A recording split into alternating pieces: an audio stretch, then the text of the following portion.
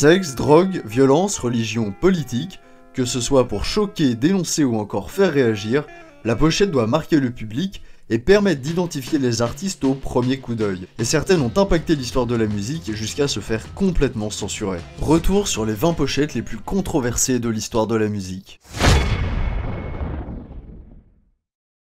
Et sans plus tarder, on commence à la 20e place avec l'album Country Life de Roxy Music. Composé en 1974, ce quatrième album du groupe de rock britannique fait immédiatement parler de lui avec cette pochette. Seins nus, culotte transparente, expression provocatrice, tous les ingrédients sont réunis pour choquer. Et même si ce n'est pas la pochette la plus osée du groupe, ce sera la plus célèbre et la plus censurée, en Espagne, aux États-Unis et aux Pays-Bas notamment, mais pas en France ni au Royaume-Uni.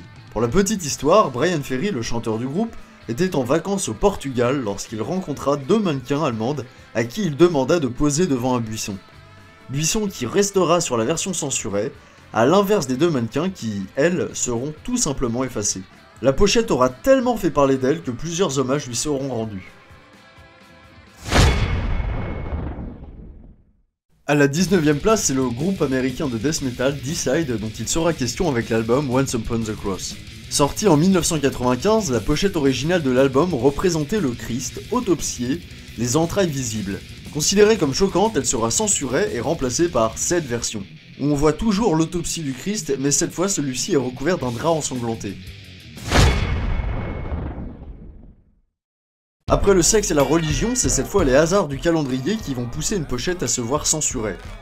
En 2001, le groupe américain de hip-hop, The Cope, décide de sortir leur album Party Music, critique acerbe de la société américaine. Seulement voilà, la pochette représente les deux rappeurs détruisant les tours jumelles du World Trade Center en utilisant un accordeur comme détonateur. Et forcément, devant sortir en septembre, l'album entier, nouvelle pochette incluse, verra finalement le jour 2 mois plus tard. Alors à noter cependant, l'album n'était pas aussi provoquant qu'il n'y paraît, puisque la pochette originale avait été créée en juin 2001, soit 4 mois avant les attentats. Pour la 17e place, retour sur l'album qui a fait connaître le mythique groupe californien, les Red Hot Chili Peppers, Mother's Milk. Sorti en 1989. Mélange de funk, de rap, de métal ou encore de jazz, l'album connaîtra un véritable succès aux États-Unis et même en Europe. Et pour illustrer leur album composé de 13 chansons très orientées sur le sexe et la drogue, quoi de mieux que l'image d'une femme seins nus tenant le groupe dans ses mains. Laissant un téton apparent, la pochette sera jugée comme étant sexiste et sera rapidement source de polémique et censurée par les magasins qui refusent de vendre le disque en l'état.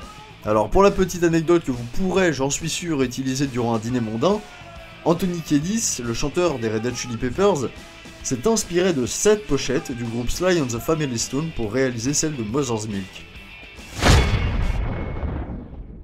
Et à la 16e place de ce classement, on retrouve le groupe The Mamas and the Papas, qui a marqué les années 60 et qui a réalisé l'une des chansons les plus célèbres de l'histoire de la musique, California Dreamin'. Reprise plus de 100 fois, entendue dans des dizaines de films et de séries, cette musique, symbole du mouvement hippie, se retrouve dans l'album If You Can't Believe Your Eyes and Hair. Et là vous allez me dire, mais pourquoi est-ce que tu parles de cette pochette? Elle n'a rien de choquante. C'est vrai, après tout, on y voit les 4 membres du groupe, habillés et allongés dans une baignoire. Eh bien, vous voyez en bas à droite? Si, regardez bien. Vous voyez ces cabinets qui ne sont même pas au milieu du cadre? Eh bien, ils ont fait que la pochette a été considérée comme indécente et donc censurée. Les rééditions du disque vont aller jusqu'à proposer une image recadrée, faisant ainsi disparaître l'objet du délit. Et voilà pour cette première partie du top 20 des pochettes les plus controversées et les plus censurées de l'histoire de la musique. On se retrouve dès la semaine prochaine pour la suite de ce classement, de ces censures aussi surprenantes qu'inattendues. Et croyez-moi, cette phrase n'était pas facile à dire. D'ici là, n'oubliez pas de vous abonner pour ne pas rater la suite de ce classement et partager la vidéo pour faire découvrir ces censures insolites à vos amis. Et en attendant, vous pouvez retrouver mon autre chronique, Raconte-moi une photo, qui revient sur l'histoire avec un grand H, à travers le prisme d'une photographie célèbre. Allez, ciao!